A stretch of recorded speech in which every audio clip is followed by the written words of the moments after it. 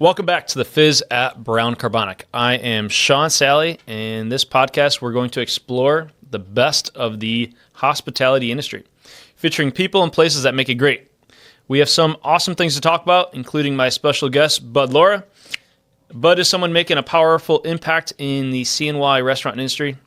He's the founder of Restaurant QB, a company dedicated to helping independent restaurant owners streamline their operations, boost profitability, and navigate the challenges of this fast-paced industry. With years of experience and a deep passion for empowering restaurateurs, Bud has developed a proven strategy that turns struggling businesses into thriving ones.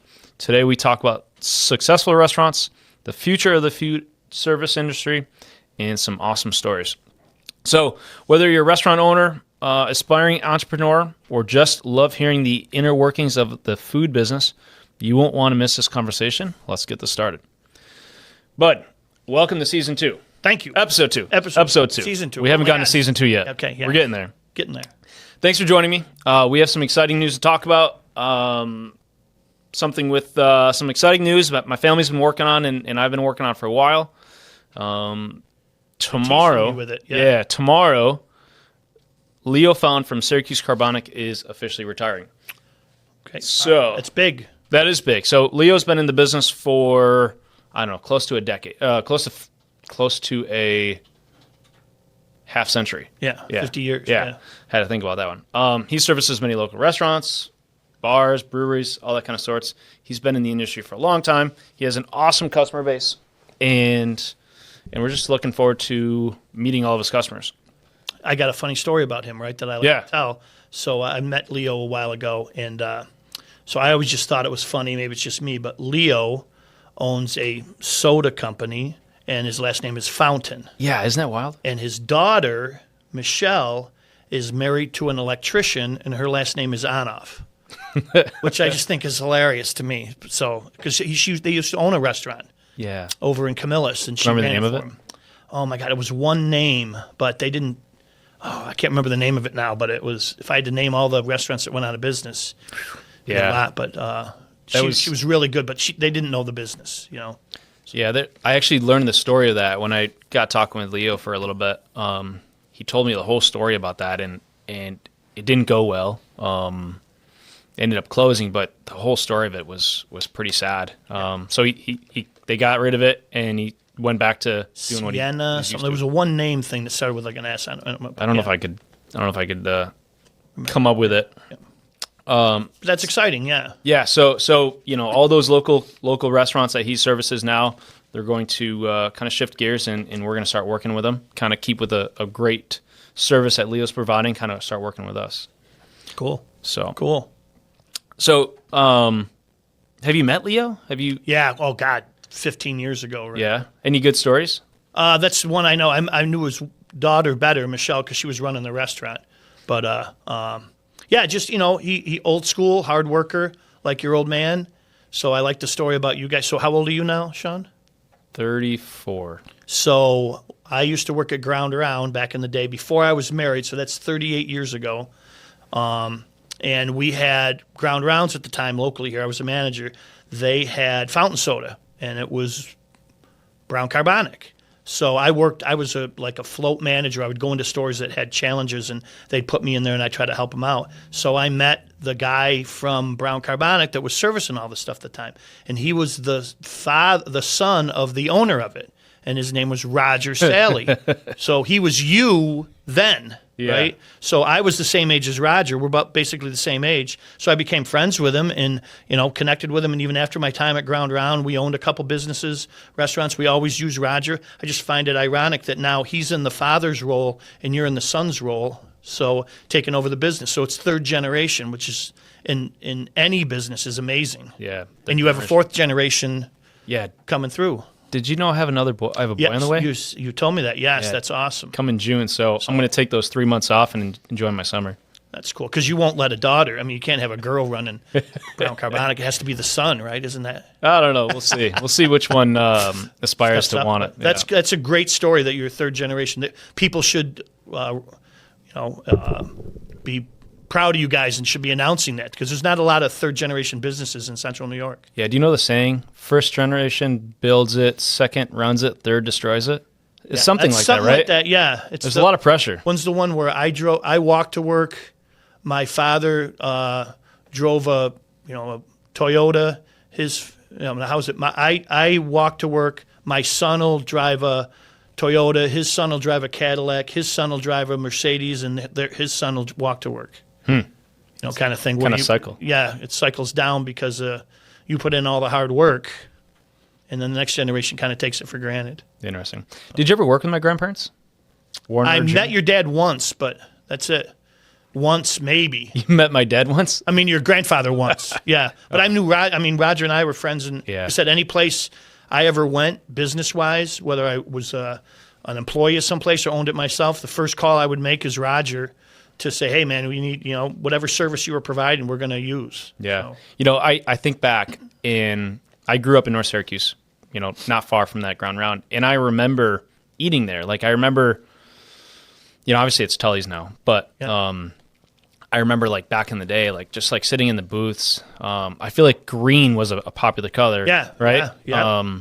So yeah, just kind of going back and, I don't remember you back then, but it's pretty wild that that's where, you and my father's relationship started. I'm a big relationship guy. I mean, the business I'm in now, I wouldn't be in it if it wasn't, most of the restaurants I work with, I guess you could call them clients. Yeah. But they're more friends. These guys are my friends, and I do what I can to help them.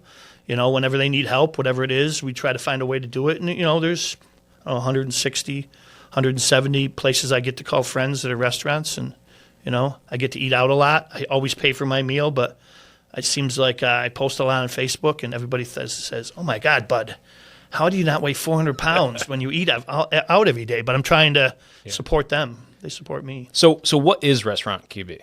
So I previously worked for a company. Long story short, I when I was a kid, 15, 14, my mom managed a couple of bars, restaurants in my hometown, and I bar-backed and cooked in the kitchen and did that. And then when I was in college, I tended bar.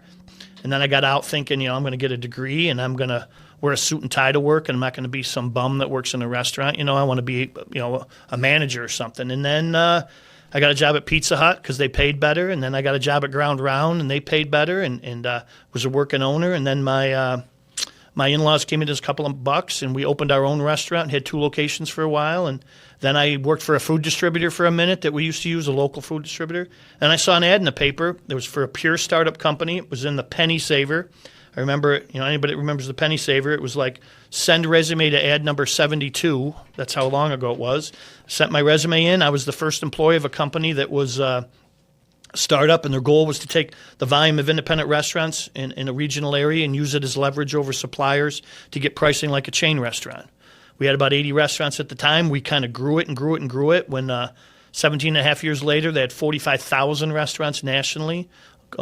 We had, saved the money on everything you could: soda, coffee, linen, dairy, paper, food, credit card processing, trash, anything we could help a restaurant with. We negotiated a price. They got acquired. They bought me out. I left. I was eating potato chips and watching Netflix and golfing. And, Lewis from Twin Trees called, and Jason from Merritt Evans called, and Chris from Mimi's called, and Steve from Canale's called, and all these people that are my friends, and said, hey, man, we need some help with something. And I would help them. And they said, you should start a business doing the same thing that you did before, just doing it locally. Yeah. So I said, that sounds great. So first call I made, decided to do my own business, decided to put distributors in place for specific spends. First call I made was to your dad. Yeah. I heard that he didn't want to do it. He thought it was dumb, but you decided to make him do it, which kind of pisses me off. You should be happy. Yes. I'm going to bust Roger's chops. Yeah. So, no, and how long ago was that when you started? 6 years. It's been 6 years. It just happened to be about a year, and then COVID hit, and it was really hard on restaurants. I mean, I don't want to diss any other industry, but I don't think any other industry got hit as hard or harder than restaurants did during COVID. Yeah, multiple different kind of spots of pain was, obviously labor and pricing of food and just everything kind of just went up.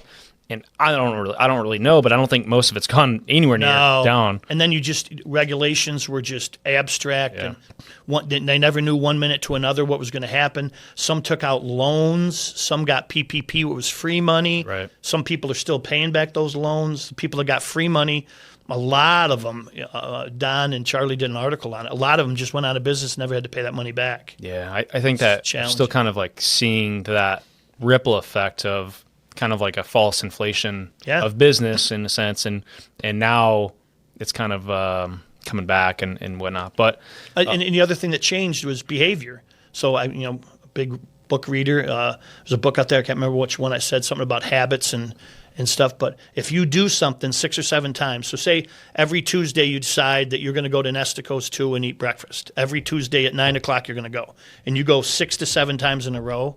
Your body tells you that you need to go again. Your body has learned. If you work out 6, 7 times or whatever you do, your body tells you got to do that again. So what happened during COVID is people had some disposable income. They bought grills. They bought pizza ovens. They put in pools. Yeah. They invited friends over to their house. They became a mini little party machine. And then COVID restrictions lifted, and they're like, well, man, I don't have to spend that money going to XYZ. I'll just have friends over to my house. So people's spending habits are different. You don't see a lot of restaurants open past 10, 11 o'clock at night anymore. Most places are closed, even pizza shops, diners, no more 24 hours. So it's tough. So I used to live at the house next to our business, the little shack of a place. Oh, my gosh, I didn't know that. So, I walked to work for many years, but kind of back to what we're talking about. But anyways, I would go to Bull and Bear all the time. Yep. And my friends and I, we'd hang out, and I was in my younger walk there too, right? Yeah, I was in my younger 20s, so we'd be hanging out, having a good time, and go to Bull and Bear for some late foods and some more drinks. We'd be there till 12, 1, closing it down. And I was at the office the other day, just late. It was like 9, 10 o'clock or something on a Saturday night, and there was like 3 cars in the parking lot, I think. Yeah. And that whole part of the business has changed. And it's just interesting how all these restaurants are adapting. I don't think it'll ever come back either. I don't think it's going to come back. People just drink, go out differently. There's some places that still do all night. Yeah. Mark's a really sharp guy. Been friends with Mark for a while. I respect him. He's very innovative. I've been on Facebook with him, but you'll see. I don't know if you're friends with Mark on Facebook, but you should friend him and watch. You'll see him going to Nashville or to Denver, Colorado, or to Texas, and he'll post, "Hey, friends, Facebook friends, any place I should go while I'm here to check out some ideas to bring back to Syracuse," which is really cool. So he's tried to be innovative, to bring stuff back to Syracuse to make us maybe on line to what other places are doing. So it's pretty cool. Yeah, no, he's got a great vision. Him and Nate are doing really good things. People like working for him. He built a brand. Yeah. So yeah, no, it's awesome seeing them. They're one of our biggest supporters, and we love working with them. But it's awesome seeing them continue growing and growing. And it's not just new locations of the same brand. I mean, they're putting the Daily Diner in where the old Ponderosa was. Yeah. That'll crush over there. They'll crush. They're crushing it in Manlius with that. He started Prano Fresh downtown, and he sold it to the people that were running it for him. He had that. He was part of, what's the other one that just closed that oh my gosh, I can't remember that did the shakes and the teas and stuff. He was part of that too. Sold there was out of that. Taco thing, I think. Did a taco thing. He's done a lot. He does all the catering at the fair. Yeah. No, he's got some really cool things coming. So as you look at your restaurants that you service and whatnot, what are some cool things coming down the line, or what's the future of the restaurant QB or the restaurant industry? There's new people opening locations. I think now, for whatever reason, I guess you got to be a Mexican restaurant to be open because Luis, who's a sharp guy at a Guadalajara, he just opened 809. He opened a couple of other Guadalajaras. That's doing awesome. Jose and Alex have margaritas, a bunch of margaritas, and then they have Incas, and now they're in the process of buying Papagayo. Mm-hmm. And they're going to put a upscale tequila bar with a Peruvian Mexican mix that'll crush over there in Fayetteville as well. Daily Diner's coming in. There's Michael Green's building out a new place downtown.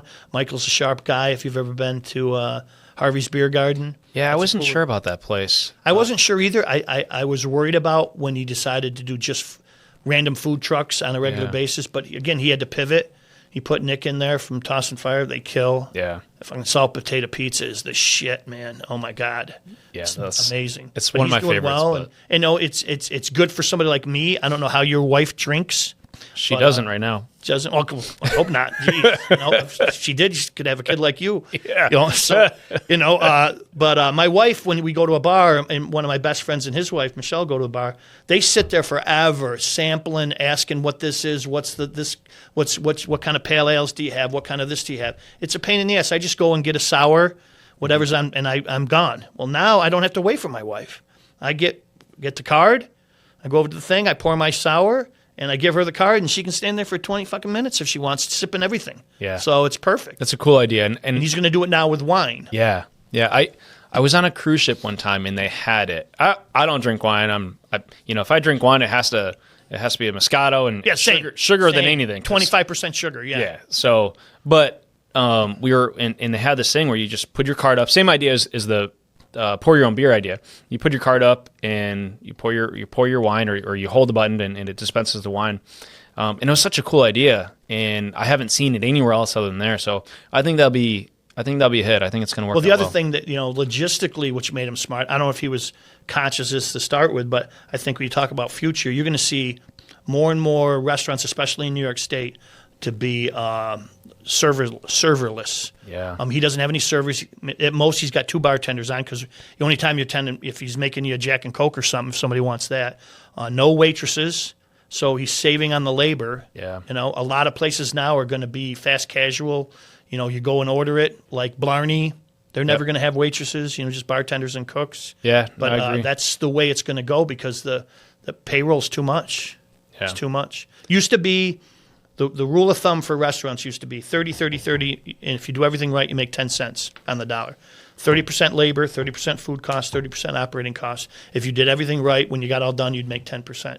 Now, most places today in upstate New York, central New York, 40 to 45% labor if you have a service staff. Wow. I mean, food cost is in the 40%. So you're lucky. If you don't believe me, you're not going to believe me. You're going to think, why would somebody do it? But ask any owner. They're lucky today if they make 2-3%. That's wild. Net.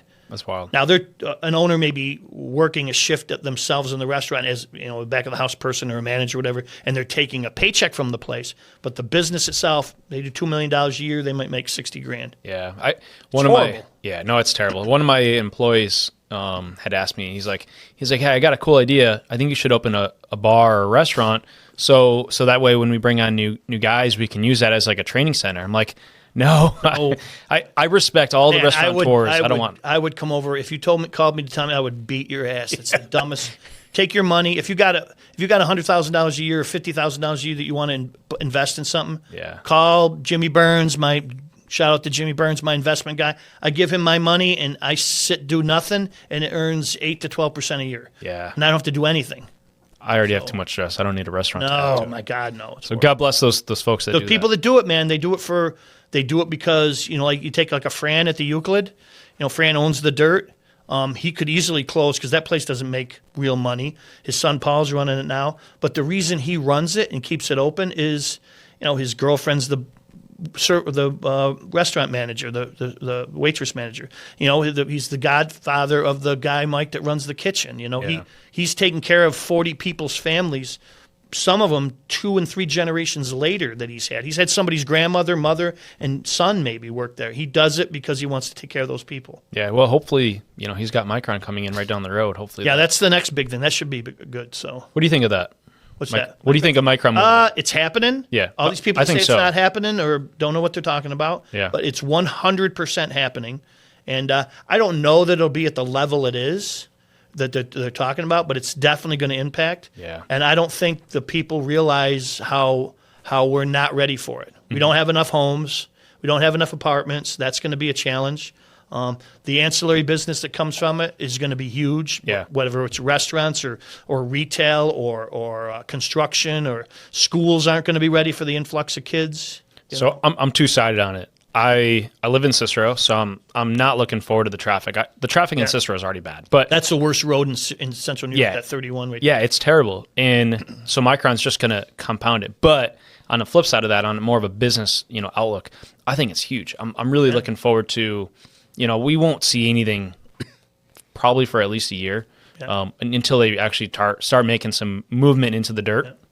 But 2, 3, 4, 5 years down the road, we're going to see some awesome impacts financially for the community, and the jobs aren't going to be. I mean, I don't want to take anything away from, whatever job you have, but these aren't, $20 an hour jobs. These are people that are going to be making $125,000 a year. They're going to have disposable income. They're going to be going out and spending it, and that's huge, huge. Yeah, they'll have an aquarium to go to.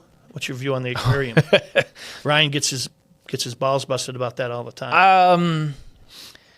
I think that the aquarium. It sounds like you're holding back. If they do a good job at it and bring in some awesome stuff, I think that's really cool. Having a daughter, she whenever we travel, we'll stop at like science museums, like the most, or zoos or aquariums, and she loves that. And I think it's such a cool experience. We have the zoo here, which it's okay, and we have the wild, down at Chenango. Yeah. I think the aquarium is just going to kind of add something for kids to do. There's not families. Enough, families do, and I hope that it's not just simple, and I hope they crush it, and it's awesome. I haven't seen any details on it. I just I see in the news that it's costing this much or whatever, but I hope that they blow it out of the water. No pun intended. But I've talked to Ryan about it. A couple of things they're doing that maybe aren't as published is if you're a student in high school and you're looking to go there, it'll be free. Yeah. So it's not like a charge. We're not, raping these people on a cost to go. Mm-hmm. So I'll do an exercise when you're done. My son and I, when he was probably 13, 14, till he was in his early 20s, we would pick a different city a year, and it'd be guys' weekend. Yeah. Thursday through Sunday, we would go to, to Portland, to Cleveland, to San Francisco, to, whatever. We'd pick a city and go. And we, Milwaukee. And we'd watch a baseball game or a basketball game, and then we'd do stuff in that city. And you can Google, what's the best burger? What's the best chicken wing? What's the best pizza? What are they known for? Like, what thing, what are the top 10 things you should do when you go to Milwaukee, Wisconsin, or to Minnesota, whoever. So Google what to do in Buffalo. First thing comes up, go to Niagara Falls. Mm-hmm. Google what to do in Rochester. There's a bunch of cool things. Go to the Strong, go to a museum. There's really cool things in Rochester. Google what to do in Syracuse. And the number one thing is? Let me guess. Go to a basketball game? Go to the fucking mall. Oh man. Is that sad? That the best we have, number one or number two on the list, is to go to Destiny Mall, which people don't go to anymore. Yeah. So we need something. If you're going to draw these families and these people and these businesses to our city for tourism or whatever, you need something besides the mall. Yeah. You surprised the Most isn't on there? Most is on there, but it wasn't. I mean, I haven't Googled it in a while. Right. But Danny Ladika from Visit Syracuse. Do you know Danny? No. And Robin Cortese. They do a great job. They're trying to make Syracuse a go-to city. Hotels and stuff that you need, infrastructure you need to bring people in. So just kind of following up, I think that the aquarium will bring that in. You look at throughout the year, we have cold or snowy weather all the time, and it'll just give us something to do that's indoors. Yep. So I'm looking forward to it. I hope it happens. I hope they crush it, and we'll see. Good. So, what are some cool stories? Obviously, you've been in the industry for a long time. What is one remarkable story that you have throughout your time? Oh my God! Like the work ethic of some of these restaurant owners that go through some stuff. The backstories of people. I don't want to get in trouble telling stories, but you know Dan and Teresa Seeley at the cider mill. Yeah, great people. One of the stories, and I might be ad-libbing a piece of it, but and I don't want to say anything out of turn, but there was a point during COVID, and they're just literally the greatest people ever. And there was a situation where they were taking the house in the back of the thing that they're now turning into a bakery, which will crush. Yeah. And they turned it into an Airbnb. That was one of their ideas. So they were going through it, cleaning it up. They purchased it as well as the property from Maury's. And they were going through it, stuff in the house still. And they found a big crate. What would you call it? Like a crate, I guess, whatever, a big suitcase kind of like thing. Like a chest? Chest, like a giant, old chest. Yeah. And they found it there, and it had stuff in it, whatever. And they looked, and there was a tag on it, and had a person's name, and military-wise, it was like an old military chest kind of thing. And they found the name of this person, and Teresa started Googling it to find out, is this person local, where they're from, whatever, and did some research and found out he had like a granddaughter or something that lived in like Arizona way, like out west. And while she was Googling that kind of stuff, they reached out to find out about her. And at that time, she had a cancer scare. Oh, yeah. She had gone in, and they didn't know if it was benign or cancerous. And if anybody that's gone in to have something done, it's brutal because they grab the biopsy and then tell you to wait. And you don't know how long you're going to wait. Yeah. Right. So I'm going to get choked up talking about this. But so she found that diagnosis out. They're waiting. Dan and her are waiting. Her family. What's going to happen? So meanwhile, she tackles this project full on. I'm going to find out who owned this. Turns out to be a granddaughter in Arizona. Have you heard this story? No. So the granddaughter's like, oh, my God, this is amazing. We don't have a lot of stuff from my grandfather when he was stationed in Syracuse. It would be amazing if you tell us what it is. We'll send this chest to you. Anything you have from Syracuse and his time here that's great. So Teresa talks to Dan and says, look, I want to do better. I don't know what's happening with me. I don't know what's going to go on. I want to take it to her. Very cool. So they went in Syracuse, got Hoffman hot dogs. They got Hinderweiler salt potatoes. All this stuff from Syracuse, put it in this chest. And whatever your belief system is, whatever you have in your belief system, good, bad, positive, God, Christian, whatever, they take off on a road trip. And they target it out to drive there. And while they're on their way there, they get like just outside where they're going to go, and they stop to spend the night. And they tell the lady, hey, we'll be over in the morning with this chest. That night, they get a call.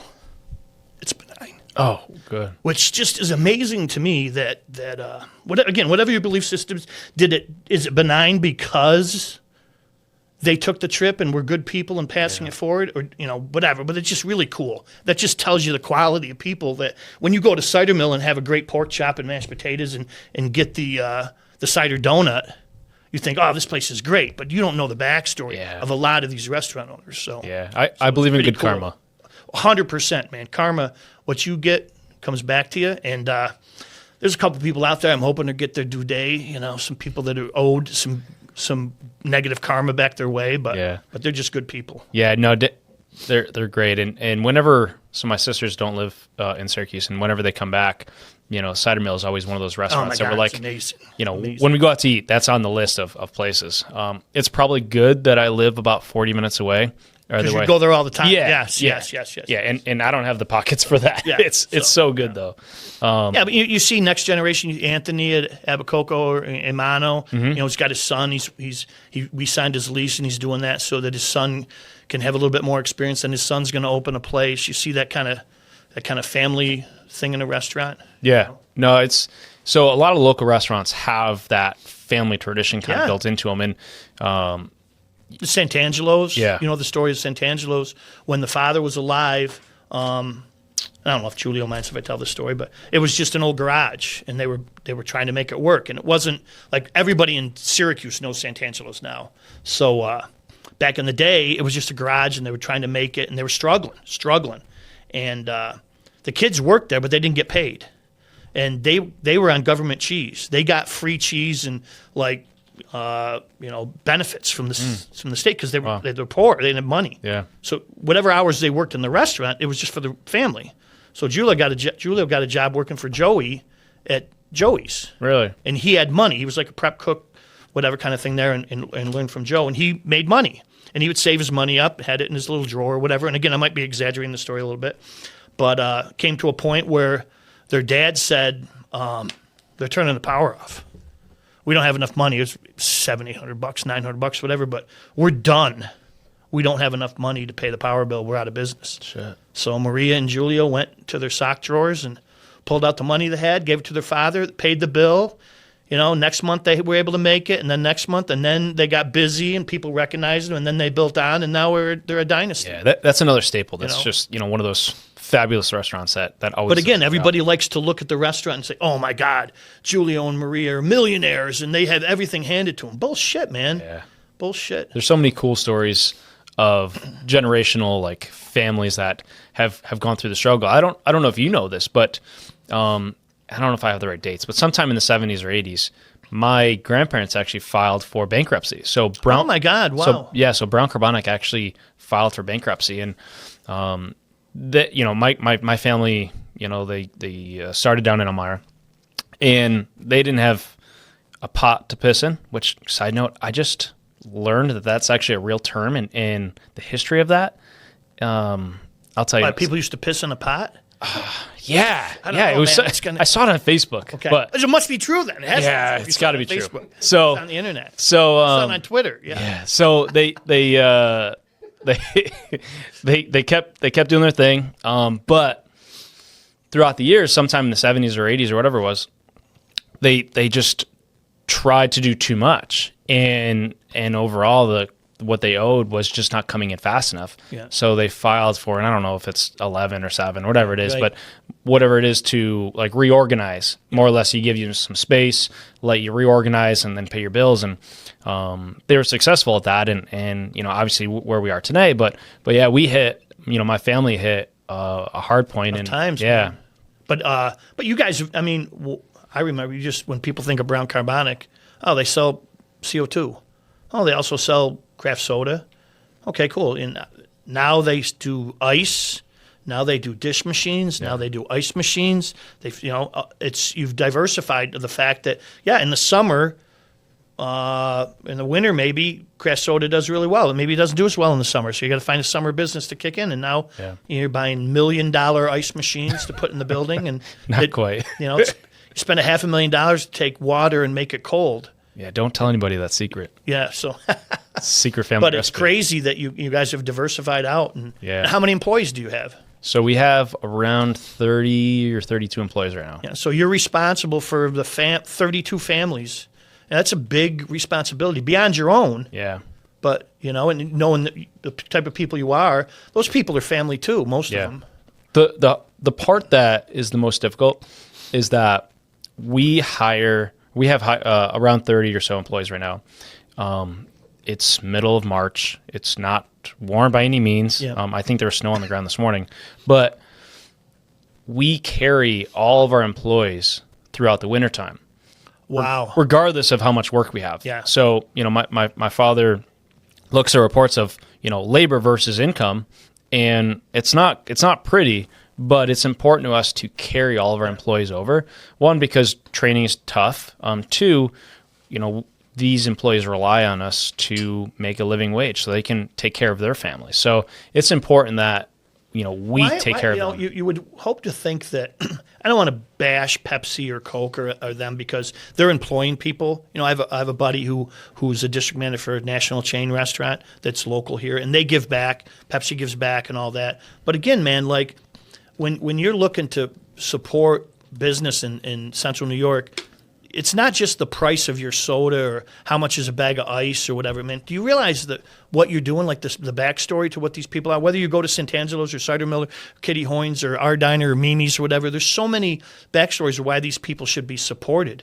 I don't say you shouldn't go to chain restaurants, but my bid has always been, and I was corrected on this, is look, your daughter's going to play soccer or softball or something, and when you go to watch her play, there's going to be 8 other teams. And what do they have on their jerseys? They have San Angelos or Cider Mill or The Diner or Nestico's or whatever on their jerseys and their hats, because you're going out to these businesses, these restaurant owners, and you're asking them to sponsor a team, and they do. And then there's a tragedy in your community. Somebody gets hit by a car.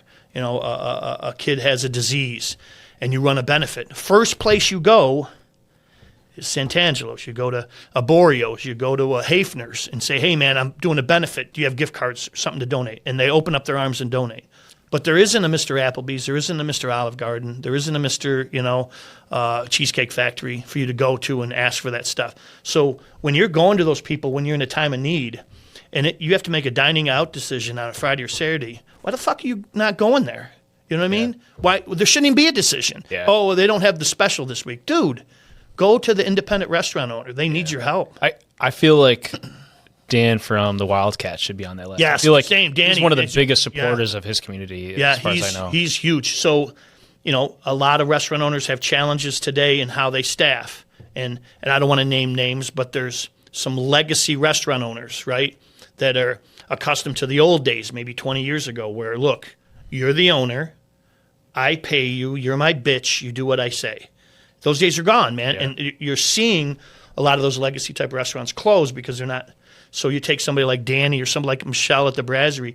Danny, once every couple months, he'll take all the employees to the Turning Stone and give them all chips, buy them dinner and drinks and whatever, and let them go to town. Yeah. And they come back to the restaurant. And what happens is that 23-year-old dishwasher or the 30-year-old pizza maker, all of a sudden they have a shitty day. Yeah. And they're like, fuck this place. Fuck this. I don't want to work here anymore. But wait a minute, man. 2 weeks ago, Danny put me up in a hotel room. He bought me drinks. He told me he loved me. He gave me $50 to the Turning.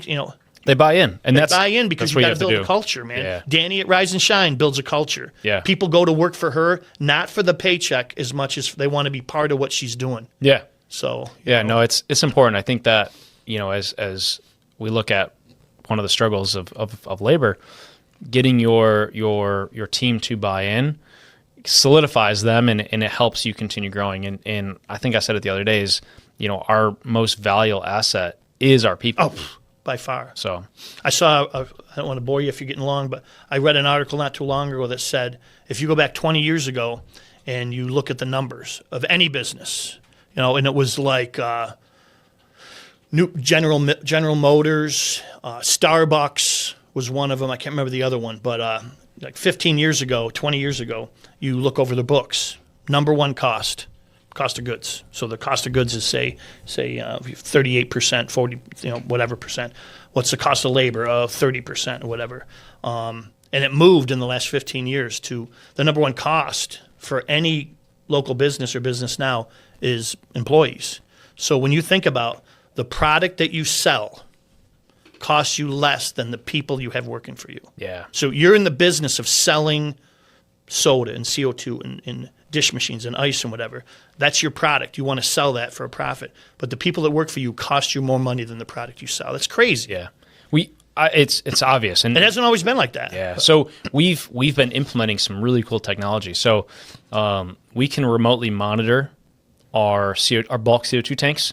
So you own a restaurant, you're busy this week, you're not busy next week and whatnot. We can monitor how much you have so that way we know when to go. So that's cool. Yeah. So, you're just talking labor is one of the most expensive things. So decreasing how much we're sending our guys out, reducing our labor is really productive labor. Labor. Yeah. And now we're going less, we're dropping more. So we're reducing how much labor we have on, out there. But also reducing our trucks. It's gotten us so much more efficient, and it's just using technology. And it's big. That's big today. I mean, I'm not even into the whole Chat GPT and AI and what it can do for your business. We're going to go tomorrow and listen to Jeff. So that story or the intro. Yeah. I typed into Chat GPT. Oh my God! And that gave it to you? Yeah, and I was like, just to kind of get some ideas flowing. I'm like, this is way better than what I could. People build websites out. They do everything. I know a really good IT guy that can help you out. His name is Matt. Yeah, he's awesome. So yeah, tomorrow the session. I don't really know what it was called, but more or less a session. An hour session, yeah. Yeah, with Jeff will be empowering. He's a super smart guy and a super good dude. Yeah, he's a big supporter. Family guy, big supporter of Syracuse. I like that. So's Adam. Yeah. Even though he lives in the 607, he's very supportive in the 315. So yeah. So we got a couple stories out of you. What do you think what's one of the biggest things that some restaurants don't do well at that they could simply change and kind of change their bottom line? Wow, that's a good question. What's something simple they could do? I think part of the problem today is because of the lack of labor. It's not a function of dollars per hour. I remember people saying, "Oh my God, if ABC restaurants just paid their cooks more, man, they wouldn't have shortages." No, it's not a function of dollars per hour. It's a function of the community and how it works and the hard work, how hard it is to work in those restaurants, whatever. But so I think that more owners are, instead of being owners and managers and looking over the big picture, they're stuck in a role. Maybe they got to cook the line. Maybe they're the expediter. Maybe they got a 10 bar and fill in because there's only one bartender on. And they're not looking at their books. And there's a lot of ways they could probably be saving money. Yeah. On I'm a big proponent of buying local and using local distributors. Sometimes people get caught up into a vendor relationship, which is solid, but maybe they're paying a little more and they should look at things a little different. What are some vendors, local vendors that you help promote? Oh, Brown Carbonic as well. Absolutely. Vestas, which is they're local, but even though they're national, linen company locally here. They what was their old name? Because they just changed names. They were to Vestas. Ameripride. Then they got bought out by Aramark, and now they've decided to go off in their own direction of Aramark and become Vestas. I'm fortunate that we have national pricing with them. My goal is I know the get you. I know where the get you is in soda or get you is in linen or get you in coffee or food or whatever. Paper supplies, huge now.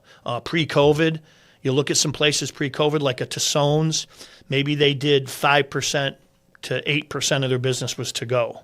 During COVID, when things changed, they were probably 50% to go. Yeah. Now they're still, many of these restaurants are still 30%, 25% to go. They're spending money on containers, making sure, like if you're a San Angelos or a Tissone's or a Joey's and you're putting your pasta dish in a fiber or plastic container, come on, man, upgrade what you're using.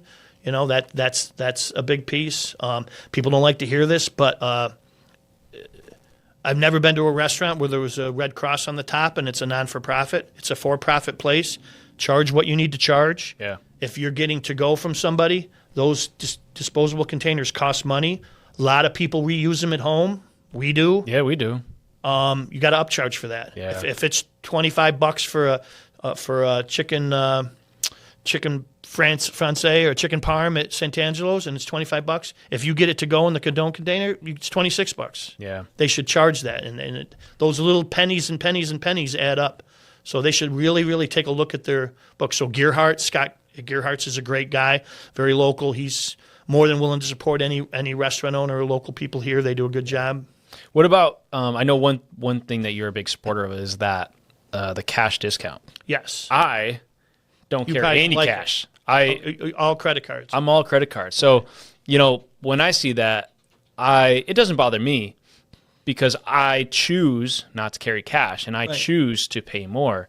How do you think the community's handling that cash? It's not as bad a view now because everybody's doing it. Yeah. When it first started, though, we became back in 2019, I think. 2019. Yeah. We became the 43rd state that allows it. I mean, you already do it with gas. Yeah, yeah. So now everybody does it. But when it first started, New York became that 43rd state. A lot of people didn't want to be the first ones. I happened to get a call from George at Francesca's. I reached out to him and showed him what it was. He's like, "This sounds great. The amount of fees they pay is insane. It's wild." And so he said, "Look, I'm not going to be the first one to do it." So he said, "You got to get." He goes, "Bud, you're the only guy I know. Let's get 50 restaurants in a room." We ended up with 37 restaurants at Kitty Hoynes, and Kitty Hoynes still doesn't do it. But and explained, they wanted to hear what to do and explained it. Many of them did, and most of them have done it now. Yeah.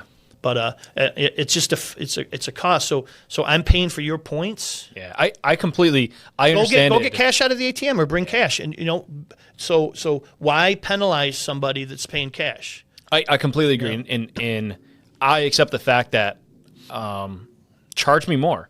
I remember a few years ago I would go to a pizza shop and they're like, "Oh, it's $5 minimum," and I'm like, "I just want a slice of pizza." Yeah. You're gonna charge me $5, and I'm like, such a fucking millennial, But I'm all like, and I think that they were like they refused to sell me, or maybe it was like a $10 minimum. Yeah, $10, which is like probably, which is kind of like extreme for a slice of pizza. You just want a slice of pizza, and I was like, just charge me like another $1. I mean, what's $3 compared to you're gonna make that $1, and it was so when petty. My son before he got married and his roommate, they used to live over off by Nottingham Plaza. And I'd be over there and we'd watch basketball or something, and I'd go, "Hey, you going to get some food?" "Yeah, we're going to get some sandwiches from Jeannie that used to own a place in the plaza there, but it's out of business now. She went out during COVID. Great sandwich place. And it's literally 800 yards away.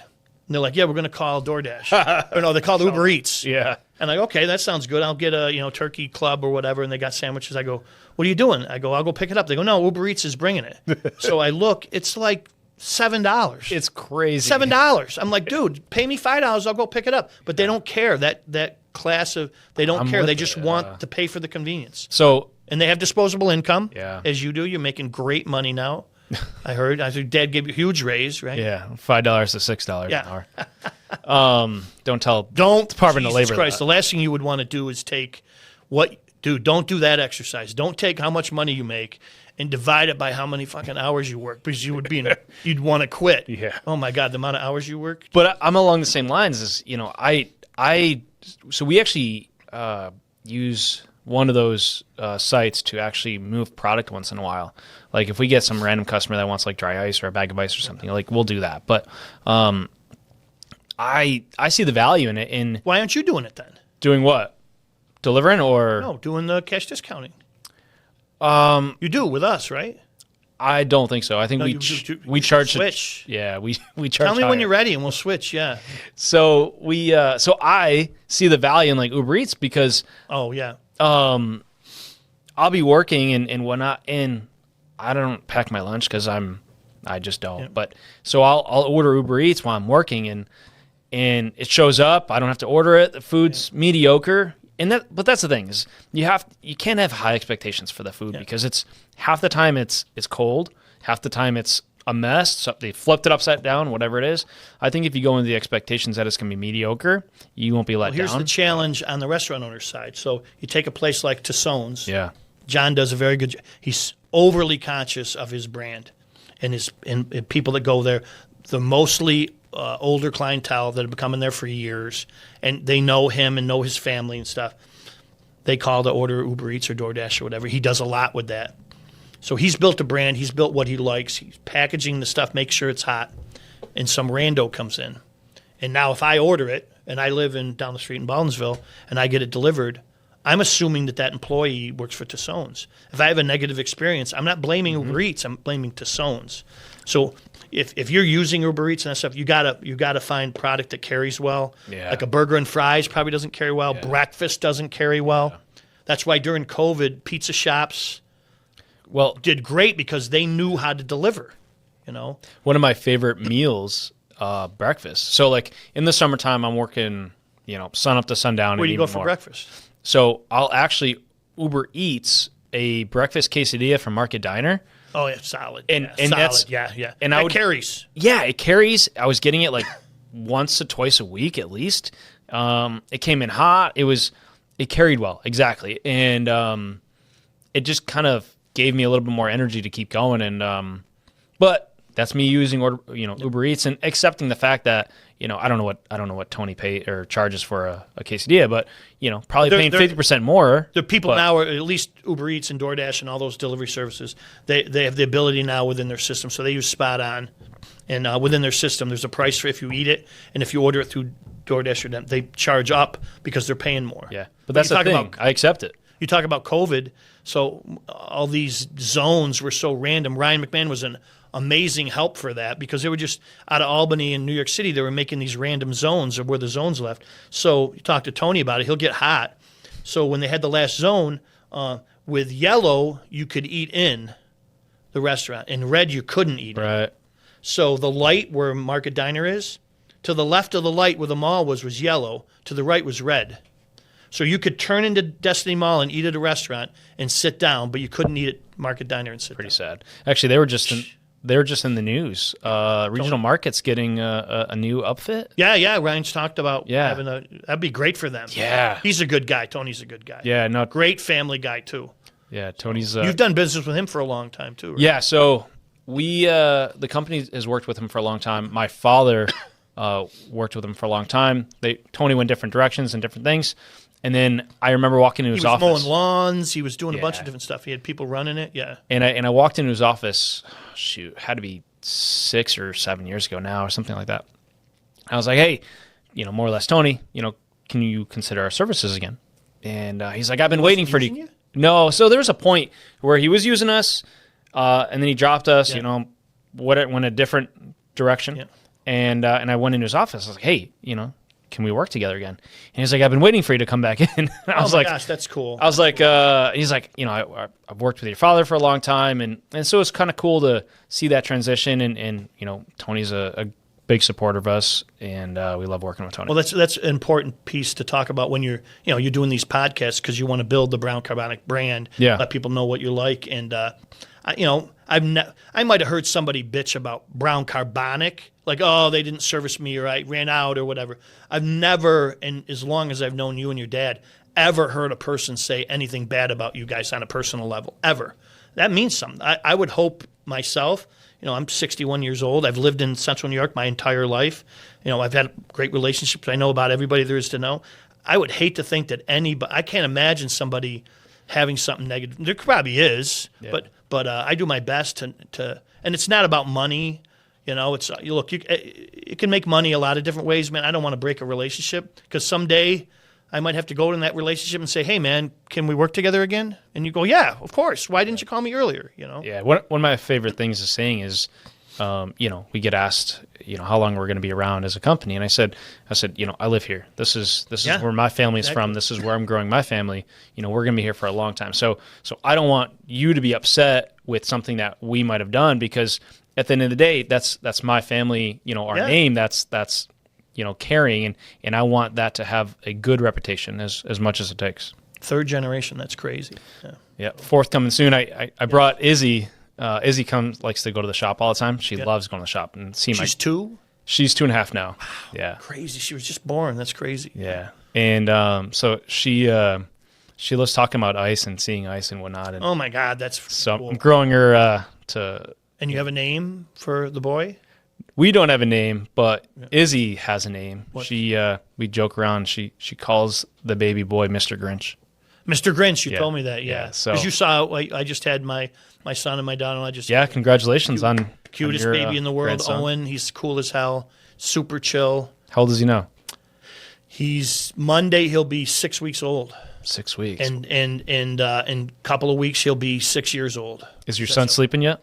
They're getting him on a sleep schedule, so which is tough, because they're like your age. Zach's 31. Is he in Syracuse?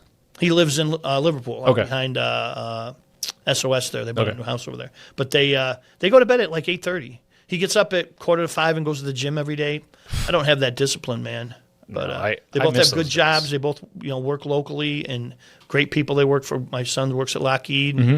My daughter-in-law works with my wife at Bousquet and Holstein. They have great company, great people down there. Nice. So very cool. So cool. Well, Bud, thank you for joining me. Yes. Appreciate you. I'm going to ask you a question that we used to ask on our podcast. Yeah. So if somebody, 2 questions. Yep. If somebody met you for the first time ever and had never met you before and was going to talk to you, what do you feel like would be something that you would have to apologize to him for about your personality when you first meet him? Like me, I'll give you an example. Like me, I have to say, look, just so you know, I use the F word a lot, and I talk really, really fast. So I apologize in advance for that. Is there anything you feel like you'd have to apologize to somebody for? Yeah, so, just in our conversation alone, I don't know if it's ADHD or whatever that is, but, my mind is thinking about our conversation, but I'm also thinking about like 10 other things going on. Yeah. Not just here, but like elsewhere. So like, we're having a conversation, I'm like, bouncing things around. So like, as much as I want to try and focus, sometimes I don't have the best focus. Because you're busy. That's a good one. Yeah. I just have many things going on in my head. So I think that's something that, I had to apologize ahead of time for. That's cool. And the next question is my favorite one. When you were a kid, you went to CNS? So I went to St. Rose, yeah. Like K through 6, and then Bishop Grimes for a few years. Private. And then I went private school kid, yeah. Yeah. And then I went to CNS to finish up. So did you have a nickname when you were a kid that somebody used to call you that you either liked or hated? So I have 2 that I can remember. I haven't heard this one in a while, but my mom... Well, you will. Yeah. You tell me it. My mom would call me, for the longest time, and I don't really know when it stopped, but maybe when I became an adult, but she used to call me Shawn Man. Shawn Man. Oh, that's cool, yeah. Yep. And you see why that came out, Shawn Man. Yeah, so...